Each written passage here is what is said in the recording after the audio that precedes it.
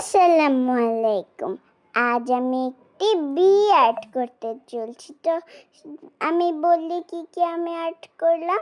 প্রথমে ওর মুখটা এঁকে নিলাম, এরপরে দুটো চোখ, এরপরে একটা স্মাইল, এরপরে ওর মাথার উপরের পাটটা, এরপর পাতার মতন শরীরটা, এরপরে একটা যেখান দিয়ে ওরা আমাদের কামড় দেয় ওইটা, আর কালো কালো দাগের জন্য কয়েকটা দাগ দিয়ে নিলাম। এরপর ওর সব থেকে মেন জিনিস হচ্ছে ওর পাখাটা দিয়ে দিলাম। এরপরে কিছুক্ষণ পরেই আমি এটা আর্ট করে ফেলবো। দুইটা ফ্লাওয়ারও এঁকে নিলাম।